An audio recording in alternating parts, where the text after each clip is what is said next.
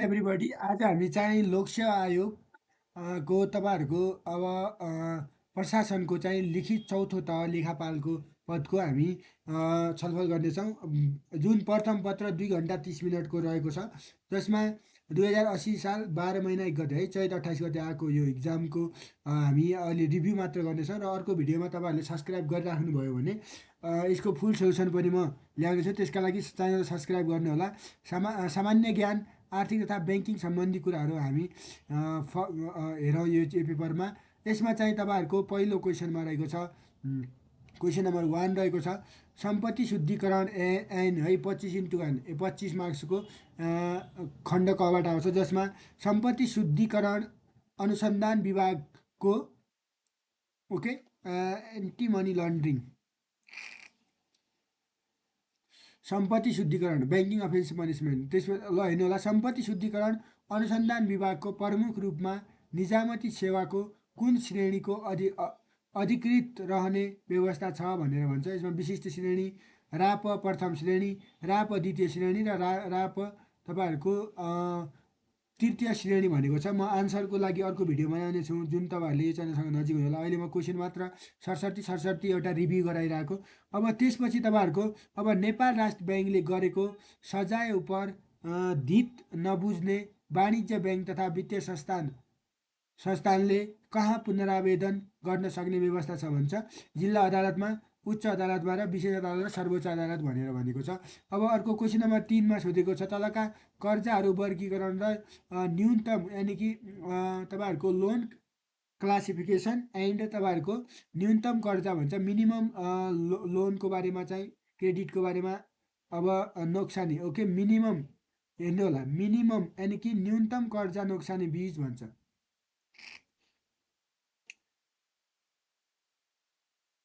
अब minimum loan loss भनौँ न, यो बीजलाई जोडा मिलाउनुहोस् भनेर भन्छ। Let's discuss here. असल कर्जा भन्छ। असल कर्जालाई अब धेरैले इङ्ग्लिस मिडियममा पढेको भने असल कर्जा भनेको पास लोन भन्छ, जो चाहिँ 100। पास लोन कति हो, यो त इम्पोर्टेन्ट छ है गाइज। पास लोन कति हो त, यो त अब सबैलाई थाहा भएको कुरा हो, 1.25। अब सूक्ष्म निगरानी भन्छ। पास लोन पछि दुईवटा यो पर्फर्मिङ लोन है, यो र यो पर्फर्मिङ लोन हो पास। त्यसपछि तपाईँहरूको पास लोन अनि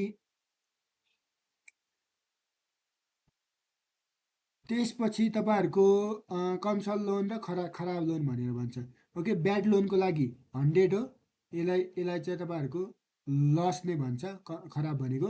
अनि कमसल सब स्ट्यान्डर्डको लागि तपाईँहरूको अब 25%, सूक्ष्म निगरानीको लागि भनेको तपाईँहरूको हेर्नु होला, यो सूक्ष्म निगरानी भनेको वाच लिस्ट पास लोनको 1.25 है। अब कहीँनिर 1.3 पनि दियो, कोभिडको बेलै चेन्ज भएको थियो क्या, त्यो भएर पहिला 1 थियो, 1.3 आयो, त्यसपछि 1.25 पनि आयो है, यो परिवर्तन भएको कुरा हो। त्यसपछि के अरे यो पास लोनको, जसमा त पास लोन पास। त्यसपछि तपाईँहरूको मिनिमम लोन लस प्रोभिजन है, यो चाहिँ न्यूनतम कर्जा नोक्सानी व्यवस्था भनेको मिनिमम लोन लस प्रोभिजन। यो चाहिँ कर्जाको वर्गीकरण भनेको तपाईँहरूको लोनको क्लासिफिकेसन, इङ्ग्लिसको अब साथीहरूलाई गाह्रो परेको हुनसक्छ। सूक्ष्म निगरानी भन्छ, जुन चाहिँ वाच लिस्ट भन्छ। यसलाई वाच लिस्टको लागि जहिले पनि तपाईँहरूको 5% होला। कमसल भनेको चाहिँ सब स्ट्यान्डर्डको लागि 25% छ कि छैन, 25% छ। अनि खराबको लागि त 100% छ। यो जोडा मिलाउनु, अब यो जोडा मिलाउनुको लागि पनि म एउटा सजिलो तरिका भन्छु। जस्तै तपाईँहरूलाई चाहिँ अब यो आएन भने अब 3टाको फर्स्ट क हेर्नु होला त, कमा त 1 छ, कमा 2 छ, कमा 3 छ, कमा 4 छ। अब हामीलाई असल पास लोनको त जसलाई पनि थाहा हुन्छ 1.2 हो, कमा कति छ, 4 छ, कमा 4 छ। अब यो नहेरी नै भयो यो, किनकि कमा त अरूमा 1 छ, 3 छ अनि 2 छ। त्यसपछि खमा 3 छ अनि गमा यो चाहिँ हाम्रो सब स्ट्यान्डर्डमा 25% हो, 2 छ अनि घमा के छ, 1 छ। ओके यो जोडा मिलाउने कुरा भयो। अब हेरौँ, नेपाल राष्ट्र ब्याङ्कबाट जारी एकीकृत यानि कि एनआरबीले इस्यु गरेको एउटा युनिफाइड डिरेक्टिभ भन्छ, एकीकृत निर्देशिका युनिफाइड डिरेक्टिभ अनुसार मार्जित प्रकृतिको कर्जाको अधिकतम एकल ग्राहक कर्जा सीमा सिङ्गल अब्लिगेटी लिमिट भन्छ एसओएल सिङ्गल अब्लिगेटी लिमिट भन्छ यो त एकदमै इम्पोर्टेन्ट हो हेर्नु होला मार्जिन प्रकृतिको कर्जाको अधिकतम एकल ग्राहक कर्जा सिङ्गल अब्लिगेटरी लिमिट भन्छ है लाई कति कायम गरिएको छ भन्छ जुन 4 करोड छ कि 12 करोड छ कि 15 करोड छ कि र 18 करोड छ हेर्नु होला यो त भित्रैबाट हालेको क्वेसन है अलि तपाईँहरूले अब एमसिक्यू गरेको छैन भने यो चाहिँ अलि अब डिप लेभलकै क्वेसन हो सिङ्गल अब्लिगेटी लिमिट अनि त्यही अनुसारले अब हेरौँ क्वेसन नम्बर 5मा छ नेपाल राष्ट्र ब्याङ्कबाट जारी गरेको एकीकृत निर्देशिका unified directive issued by the NRB अनुसार ब्याङ्क तथा वित्तीय संस्थानहरूले ब्याङ्क एन्ड फाइनेन्स इन्स्टिट्युसनको सञ्चालक समितिको सदस्य बिना सूचना कति पटक समितिको बैठकमा अनुपस्थित भए सोध लगातारका 3 कन्सिक्युटिभ भन्ने त याद हुनु पर्ला 3 पटकभन्दा बढी ओके अब यो आन्सर अब तपाईँहरू 5 पटकभन्दा बढी हो कि 7 हो कि 9 हो यो त सजिलै क्वेसन हो म आन्सरको भिडियो पनि बनाउँछु किनकि अहिले नै आन्सरको भिडियो यसमा म बनाउँदैन किनकि यो हामीले सर्ट रिभ्यू गरेर आएको यो पेपरको त्यही भएर यो च्यानल सब्सक्राइब गऱ्यो भने चाहिँ तपाईँहरूले यसको फुल भिडियोहरू पाउन सक्नुहुन्छ आन्सरसहित र लोजिकसहित साथसाथै कसरी सोधेको छ त यो चाहिँ अब एनबिआर नेपाल के अरे एनआरबीको इक्जाम दिनेलाई पनि एकदमै अत्यन्तै इम्पोर्टेन्ट हुन्छ एउटा दुइटा त आउला नि यहाँबाट अब नेपाल राष्ट्र ब्याङ्कले आय वर्ष 2080-81को लागि मौद्रिक नीति कहिले जारी गरेको छ भन्छ यानि कि monetary policy for the financial year fiscal year 2080-81 एनआरबीले चाहिँ तपाईँहरूको कहिले जारी गर्यो 2080 साल 4 महिना 1 गते गर्यो कि यो त अब अपडेटै हुनु पऱ्यो है यो कुराहरू त्यसपछि मोनिटरी पोलिसीहरू त अनि 2080 साल 4 महिना 5 गते गर्यो कि 2080 साल 4 महिना 7 गरेको कि 4 महिना 8 गते गर्यो हेर्नु होला 4 महिना राखिदिएछ 1 गते 5 गते झुक्क्याउनलाई यस्तो क्वेसनहरू बनाएको छ देन आफ्टर तपाईँहरूलाई चाहिँ म अर्को कुरातिर लागेँ क्वेसन नम्बर 7 यानि कि मेयर बालेन्द्र एकदमै राम्रो क्वेसन छ यो त अब राम्रो भनेपछि अब बालेन राम्रै मान्छे हो त्यो भएर बालेनको लागि पनि एउटा उसको आफ्नो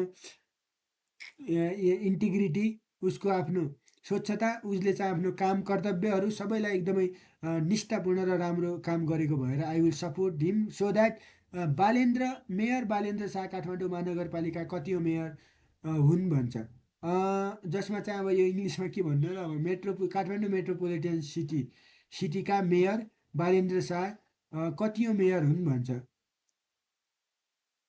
अब कुन पोजिसनका मेयर हुन् 11को हो कि 12को हो कि 14को हो कि लास्टकै हो कि कुन हो अब यो आन्सर पनि तल कमेन्टमा गर्नु होला म चाहिँ यसको अहिले भन्दैन किनकि सरस्वती भन्दैन अब हेरौँ 8 नम्बरमा छ सेफ्टी ल्याम्पको आविष्कार गर्ने वैज्ञानिक को हुन् जिकेबाट आएको छ यो सर इम्फ्रे डेभी अनि जोन डाल्टन मेडम क्युरी र मार्कोनी भनेर भन्छ त्यसपछि हेरौँ राष्ट्रिय जनगणना 2078 हो सब रिसेन्ट कुरा दिएछ 78को प्रतिवेदन अनुसार नेपालको जनघनत्व यानि कि तपाईँहरूको पपुलेसन डेन्सिटी प्रति वर्ग किलोमिटर पर स्क्वायर किलोमिटर कति रहेको छ भन्छ 186 छ कि 180 त पहिला हामी हेर्थ्यौँ ओके 180 भनेर हामी पढ्दाखेरि सानो बच्चाखेरि के अहिले त अब यो 2078को सोधेको छ भर्खरकै जनगणनाको ओके त्यो भएर यो चाहिँ हाम्रो यो हो कि 190 हो कि 194 हो कि 198 हो भनेर अब यो हामीले टिक लगाउनु पर्ने हुन्छ क्वेसन नम्बर 10मा छ डङ्गुवा प्रथा अब कुन समुदायमा पर्छ थारू राजवंशी नेवार र ब्राह्मण भनेको छ कुनमा ध्यान आफ्टर तपाईँहरूलाई अर्को क्वेसन म छलफल गरेँ यो क्वेसन हेर्नु होला क्वेसन नम्बर 11 छ क्वेसन नम्बर 11मा चाहिँ सतार कुन भाषा परिवारको भाषा हो भन्छ जुन भारोपेली भोट बर्मेली अनि द्रविड र आग्नेय भनेर भन्छ आग्नेय यीमध्ये कुन हो त्यसपछि अब लिच्छवी कालमा राजस्व असुली एवं मालपोत उठाउने कार्य कसले गर्ने व्यवस्था रहेको छ भन्छ जुन तपाईँहरूको रेभिन्यूहरू कलेक्सन गर्ने ओके अनि मालपोत भनेको त्यही अब रेभिन्यूहरू जुन कर सरहरू यस्तो उठाउने काम कसको थियो भनेको हो मापचोक अनि व्यवस्था थियो कार्य कसले गर्ने व्यवस्था थियो भन्छ, कसले गर्छ भनेको। अनि लिङ्गवल, त्यसपछि तपाईँहरूको कुथेर र सुल्ली भनेर भन्छ, सुल्ली। अब यो हेर्नु होला एबिसिडीमा कुन हो। त्यसपछि अब नेपाल सम्बन्धी तलका कथनहरू अध्ययन गरी सही विकल्प छान्नुहोस् भन्छ। नेपालको पूर्व पश्चिम औसत लम्बाइ चाहिँ 885 किलोमिटर छ। 800 त हो, तर 85 छ कि छैन, म राइट आन्सर अहिले भन्दैन, किनकि म पछि चाहिँ भिडियो नै बनाउँछु त्यसको लागि। अहिले म पेपर मात्र सरसरी भनिरहेको। त्यही भएर चाहिँ तपाईँहरूको नेपालको समय ग्रिनविचको समयभन्दा 5 घन्टा 45 मिनट ढिलो रहेको छ भन्छ। अब एमा छ तपाईँहरूको क सही ख गलत छ। ओके, क सही ख गलत भनेको पूर्व पश्चिम औसतको लम्बाइ सही छ भन्छ। अनि यो 5 घन्टा ग्रिनविचको 5 घन्टा 49 यो चाहिँ अब यो मिनट चाहिँ यो चाहिँ तपाईँहरूको कम छ भनेर भन्छ है। अब त्यसपछि हेर्नु होला आर्थिक वर्ष 2079-80का लागि तलका मध्ये कुन आयात घटेको छ भन्छ, जसमा रसायन मल हो कि कागजात हो कि त्यसपछि स्पेन्ज आइरन हो कि पेट्रोलियम पदार्थ हो भनेर भन्छ। यो त गभर्नरले पनि बार बार भनेका थिए यो। अब इन्टरभ्यू यतातिर हेऱ्यो भने। अब क्वेसन नम्बर 15 रहेको छ सामुदायिक विद्यालयको शैक्षिक गुणस्तर अभिवृद्धि गर्न राष्ट्रपति शैक्षिक सुधार कार्यक्रम कुन आर्थिक वर्षदेखि लागू भएको। In which fiscal year president educational improvement program should be implemented and implemented for the government or communities एजुकेसनलहरूको ग्रोथ र क्वालिटी गर्नका लागि भनेर भन्छ। जुन तपाईँहरूको आय वर्ष 75-76, त्यसपछि आय वर्ष तपाईँहरूको 76-77, 77-78 र तपाईँहरूको 78-79मा कुनमा हो। त्यसपछि अर्को क्वेसन आएको छ राष्ट्रिय जनगणना 2078 अनुसार नेपालको कुल परिवार सङ्ख्या कति छ भने यो चाहिँ 62,66,937, 64,66,937 अनि 66,66,937, 68,66,937 भनेर सोधेको छ। क्वेसन नम्बर 17मा छ नेपालमा पहिलो पटक लागू भएको संविधान तलका मध्ये कुन हो भनेर भन्छ। अब यो संविधान कुन हो त हेरौँ। नेपालमा पहिलो पटक लागू भएको तलका मध्ये कुन संविधान हो। अब यसलाई जुम गरौँ भने राम्रोसँग देखिँदैन, वेबसाइटमा हाले छैन। ओके, त्यो भएर अब यो यत्तिकै हेरौँ। अब हेरौँ त्यसपछि नेपालको प्रथम पटक भएको संविधान भनेको अब नेपालको संविधान के अरे वैधानिक कानुन 2004 हो कि नेपालको आन्तरिक शासन विधान 2007 हो कि नेपाल राज्यको संविधान 2015 हो कि त्यसै गरी नेपालको संविधान 2019 हो भन्छ। अब नेपालको संविधान कतिौँ संविधान हो, कन्स्टिट्युसन अफ नेपाल चाहिँ कतिौँ हो, 5औँ हो कि 6औँ हो कि 7औँ हो कि 8औँ हो। त्यसपछि नेपालको संविधानमा महिलाको हक सम्बन्धी व्यवस्था कुन धारामा गरिएको छ भन्छ। 37 38 39 40 41 यहाँमा कुन हो त्यो हेर्नु पर्यो। अब भारतमा सम्पन्न भएको 2023 international men's cricket world cup विश्वकप छ जो आइसिसी, त्यसमा चाहिँ अस्ट्रेलियाले जितेको थियो कि इन्डिया भर्सेस अस्ट्रेलिया भएको छ। अब कसले जितेको थियो, त्यो कति संस्करण हो कि 13, 11, 12, 14 भनेर यो चाहिँ लेख्नुपर्छ है। यो चाहिँ यसको आन्सर थाहा हुनुपर्ने हुन्छ हामीलाई। जस्तै अब यसको आन्सरमा चाहिँ तपाईँहरूले अब यो यस्तै यो आइसिसीसँग रिलेटेड चाहिँ हाम्रो आरबिबी राष्ट्रिय वाणिज्य ब्याङ्कको प्री टेस्टमा हो कि कता सोधेको, यही पालि सोधेको जस्तो लागेको थियो मलाई। त्यो भएर यो रहेको छ। अब हामीलाई एनआरबीमा पनि के सोध्न सक्छ। त्यो भएर हेरौँ एमी अवार्ड 2023 अन्तर्गत डाइरेक्टोरेट अवार्ड तलका मध्ये कसले प्राप्त गरेका हुन् भन्छ। जुन मार्टिन फिमियान, त्यसपछि तपाईँहरूको कार्जा सुजा, वीर दास र एकता कपुरको हो त। 22 नम्बरमा चाहिँ संयुक्त राष्ट्र सङ्घ सबैभन्दा बढी पटक भिटो प्रयोग गर्ने राष्ट्र कुन हो भन्छ। जुन चाहिँ फ्रान्स हो कि रसिया हो कि तपाईँहरूको चिन हो कि त्यसपछि तपाईँहरूको अमेरिका हो। अब हेरौँ ब्याङ्क वा तपाईँहरूको ब्याङ्क वा वित्तीय संस्था को न्यूनतम चुक्ता पुँजी कति रहनुपर्छ, कति व्यवस्था छ भनेको बैंक तथा वित्तीय संस्थानको पेड अफ क्यापिटल कुल पुँजीको 55%, कुल पुँजीको 50%, कुल पुँजीको 25%। नेपाल राष्ट्र ब्याङ्कले निर्धारण गरेको निर्धारण गरे बमोजिमको भनेर सोधेको छ। अब बैंक तथा वित्तीय संस्था सम्बन्धी ऐन 2073, अब यो बाफियाबाट आएको क्वेसन है। बाफियाबाट हेरौँ, बैंक तथा वित्तीय संस्था सम्बन्धी ऐन 2073को क्वेसन के आयो त, बैंक 24 नम्बरमा छ। बाफिया भनेको तपाईँहरूको 73 कहिले प्रमाणीकरण भएको हो भन्छ है। अथोराइज डेट भनेको अथोराइज डेट यो चाहिँ तपाईँहरूले चाहिँ यदि मैले बैंक तथा वित्तीय संस्था सम्बन्धी ऐन 2073 मैले हिजो नै यो युट्युब च्यानलमा हालेको थिएँ, त्यसमा मैले सुरुमै भनेको पनि थिएँ यसको अथेन्टिकेसन डेटहरू सोध्न सक्छ भनेर। 2073 1 महिना 10 हो कि 73 10 महिना 1 हो कि 74 1 महिना 10 हो कि 74 2 महिना 10 हो। अब आन्सर त म पछि भन्छु, नत्र भिडियो हेर्नु होला। बैंक तथा वित्तीय संस्था सम्बन्धी ऐन मैले एकदमै डिटेल रूपमा यो युट्युब च्यानलमा हालेको छु, जुन हेर्न सक्नुहुन्छ तपाईँहरूले खोजी। ब्याङ्किङ कसुर तथा सजाय ऐन 2064 यति भित्रबाट पनि हालिदियो, हेर्नु होला। ब्याङ्किङ कसुर तथा सजाय ऐन 2064 यानि कि ब्याङ्किङ कसुर,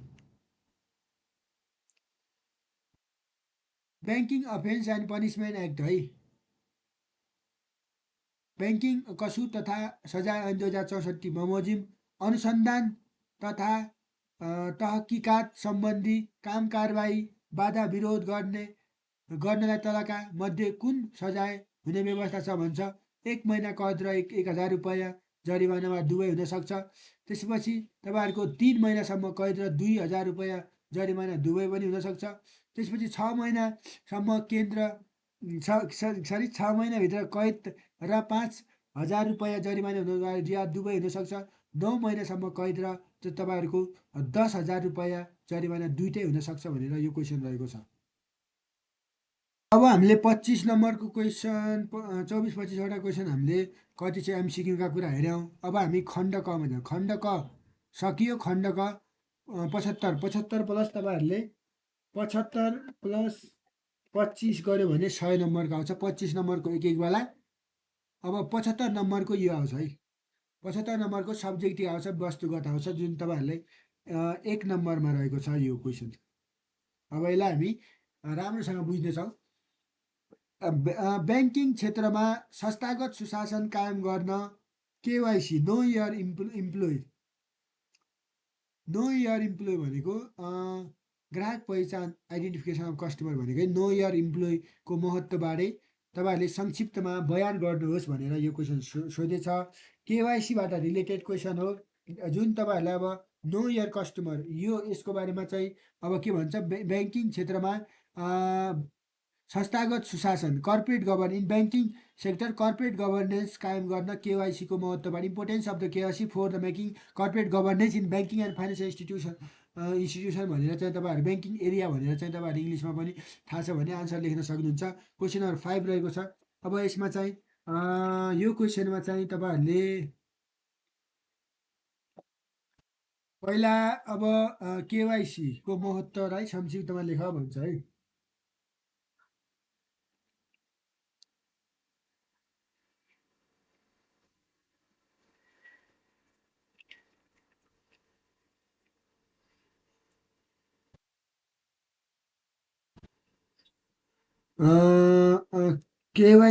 केवाइसीको महत्त्व चाहिँ हामीले पहिला त केवाइसी भनेको के हो यो त बुझ्नु पर्यो। इम्पोर्टेन्स अफ केवाइसी हामी हेरौँ, दुईवटा कुरालाई सशर्ती सोधेको। जस्तै केवाइसी भनेको नो इयर कस्टमर भन्छ, इम्प्लोइ अर्थात् कस्टमर केवाइसी हो है। नो इयर इम्प्लोइ राखिदिएछ, यहीँबाट पनि धेरै त कन्फ्युज भएको होला। अब केवाइसी नो इयर इम्प्लोइ अर्थात् KYC know your customer. KY भन्छ है, नो इयर इम्प्लोइ भनेर भन्छ। यो क्वेसन रहेको छ तपाईँको कर्मचारीको बारेमा। हामीलाई त के छ, नो इयर कस्टमर थाहा छ। नो इयर इम्प्लोइ भनेको कर्मचारीकै बारेमा भएको है, भित्रभित्रै। त्यो भएर यो संस्थाको सुशासन गर्नको लागि संस्थाभित्रै हामीले अब एकदमै लहरू नियमहरू सम्पूर्ण पालना गरेर हाम्रो संस्थालाई एकदमै विशिष्ट कर्पोरेट गभर्नेन्स बनाउनु पर्यो भने चाहिँ हामीले ब्याङ्किङ क्षेत्रमा कसरी कस्टमरहरूलाई पहिचान गर्नुपर्ने हुन्छ। जुन हाम्रो कस्टमर सरी कस्टमर केवाइसी भन्ने चाहिँ कस्टमरै कस्टमर आउँछ। नो इयर इम्प्लोयहरू कर्मचारीहरूको बारेमा जान्नुको लागि सम्पूर्ण कुराहरू रहेको छ। यो चाहिँ म अब यसको फुल आन्सरहरू लेखेर ल्याउँला। क्वेसन नम्बर 2 रहेको छ गाइज, यो युट्युब च्यानलमा नजिक हुनुहोला। सुरक्षित सोच तथा सक्षम भुक्तानी प्रणालीको सुरक्षित स्वस्थ हेल्थी सेक्योर हेल्थी एन्ड सक्षम इफिसियन्ट भुक्तानी पेमेन्ट प्रणालीको विकास गर्न नेपाल राष्ट्र ब्याङ्कले गरेका प्रमुख कार्यहरू उल्लेख गर्नुहोस् भन्छ है। अब यो पेमेन्ट तपाईँहरूलाई चाहिँ अब पेमेन्ट भन्ने जुन अब हामीले पेमेन्टको बारेमा रहेको छ, पेमेन्ट भन्ने च्याप्टरबाट हामीले अब यसको बारेमा मेन लेख्नुपर्ने हुन्छ, जुन एनआरबीले के गरेको छ भन्ने कुराहरू। अब यही भिडियोमा म आन्सरहरूबाट भनौँ भने धेरै लामो जान्छ। अब अर्को क्वेसन रहेको छ तपाईँहरूले चाहिँ राष्ट्रिय वाणिज्य ब्याङ्कले प्रदान गर्ने व्यक्तिगत कर्जा भन्छ, पर्सनल क्रेडिट लोनहरू छन् नि जो अब राष्ट्रिय वाणिज्य ब्याङ्कले सरी राष्ट्रिय आइरहेको इक्जाम राष्ट्रिय वाणिज्य ब्याङ्कको भनेर वाणिज्य ब्याङ्क है, कमर्सियल ब्याङ्कले भन्छ प्रदान गर्ने व्यक्तिगत कर्जा अनि पर्सनल लोन र त्यसपछि व्यावसायिक कर्जा बिजनेस लोनको बारेमा उदाहरणहरू सहित चर्चा गर्नुहोस् भन्छ। यो चाहिँ अब 5 मार्क्सको। त्यसपछि अब हेरौँ यो त हाम्रो वाणिज्य ब्याङ्कले जुन हाम्रो यो तपाईँहरूको बाफिया एक्ट 2073मा पनि यसको बारेमा अलिअलि छ है भित्रभित्र। अब त्यसपछि हामी हेरौँ यो चाहिँ हाम्रो ब्याङ्किङ रिलेटेड छ यो, अनि यो हाम्रो अब अगाडिका ब्याङ्किङ सम्बन्धी रिलेटेडै भनौँ न सबै। यो रहेको छ 3वटा, 30 नम्बर 30 पनि छैन 5 या 15 नम्बरको। त्यसपछि 15 नम्बरको अनि अर्को 5 नम्बरको रहेको छ तपाईँहरूको मिलान हिसाब भनेको रिकन्सिलेसन भन्छ है, मिलान हिसाब। अरू त ठिक छ, तर यो चाहिँ अब पुरै नेपालीमा आए तापनि तर अलिअलि यो गाह्रो गाह्रो शब्दहरूलाई चाहिँ इङ्ग्लिसमा राखिदिनु राम्रो मानिन्छ। जस्तै रिकन्सिलेसन भन्यो नि त, अब मिलान हिसाब भनेको त म्याचिङ ट्रान्जेक्सन पनि त हुन्छ अर्को भाषामा। त्यो भएर नेपालीको इङ्ग्लिस कन्भर्जन गर्न अलिक गाह्रै छ कि, त्यो भएर दुइटैमा पेपर दिया भए एकदम बेटर हुने थियो, जसको कारणले सजिलो हुन्थ्यो। किन इङ्ग्लिसमा दिया भए पनि अब त्यसलाई नेपालीमा कन्भर्ट गर्न सकिहालिन्थ्यो। अब मिलान हिसाब भन्छ रिकन्सिलेसनको बारेमा। मिलान हिसाब रिकन्सिलेसनको परिचय दिँदै संस्थाको लेखा प्रणालीलाई तुस्त तुरुस्त बनाउन यसले कसरी सहयोग गर्दछ संक्षिप्तमा चर्चा गर्नुहोस् भन्छ। अनि रिकन्सिलेसनको परिचय, वाट इज रिकन्सिलेसन, के हो त ब्याङ्क रिकन्सिलेसन सुधार गर्नु भन्छ। जुन अब रिकन्सिलेसनको बारेमा हामीले एकाउन्टतिरबाट आयो यो। त्यसपछि अब हाम्रो अर्को अर्को अर्को रहेको छ अब वित्त नीति भन्छ है, फाइनेन्सियल पोलिसी तथा मौद्रिक नीति मोनिटरी पोलिसी बिच समन्वय किन आवश्यक पर्दछ, दुइटै किन मिल्नुपर्छ भनेको हो, उदाहरणसहित तपाईँहरूले स्पष्ट गर्नुहोस् भनेर भन्छ। अब इङ्ग्लिसमा मात्र लेख्ने साथीहरूको लागि त अलिक गाह्रै गरिदिएछ। अब यहीँनिर पनि यो क्वेसनमा पनि यहाँ हेर्नु होला, यहाँनिर पनि अब समन्वयलाई इङ्ग्लिसमा पनि राखिदिए भए हुन्थ्यो, त्यो भएर सजिलो हुन्थ्यो नि त अलिअलि। अब त्यसपछि हाम्रो क्वेसन नम्बर 6 रहेको छ ब्याङ्क तथा वित्तीय संस्थाले हाल सामना गर्नु परेका मुख्य चुनौतीहरू। ओके, यो त अब उल्लेख गर्दै समाधानका उपायहरू लेख्नुहोस् भन्छ है। ब्याङ्क एन्ड फाइनेन्सियल इन्स्टिट्युसनहरूले चाहिँ हाल करेन्टली चाहिँ सामना गर्नुपरेका मुख्य मेजर च्यालेन्जेसहरू के हुन् र तिनीहरूलाई हामीले समाधान गर्न के कुराहरू चाहिन्छ भनेर यो चाहिँ अब ठिकै क्वेसन हो यो त अब आइराख्नेवाला क्वेसन नै हो। त्यो भएर के भन्छ हाल है, करेन्ट भन्छ है, current status and challenges of Nepalese banking सिस्टमको बारेमा हेरौँ त। बैंक वित्तीय संस्थाहरूले हाल सामना गर्ने मुख्य चुनौतीहरू, जस्तै अब यसको लागि हामीलाई अब तपाईँहरूको करेन्ट ब्याङ्किङ च्यालेन्जेसहरू चाहिँ जस्तै अब ब्याङ्किङ सेक्टरमा चाहिँ करेन्ट ब्याङ्क तथा वित्तीय संस्थानहरूले है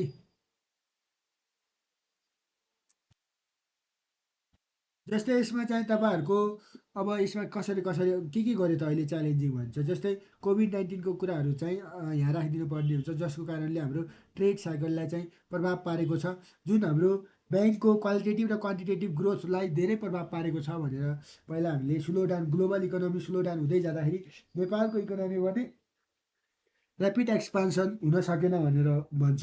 त्यसपछि अर्को चाहिँ तपाईँहरूको नन पर्फर्मिङ लोनहरू बढ्दै जाने, ओके।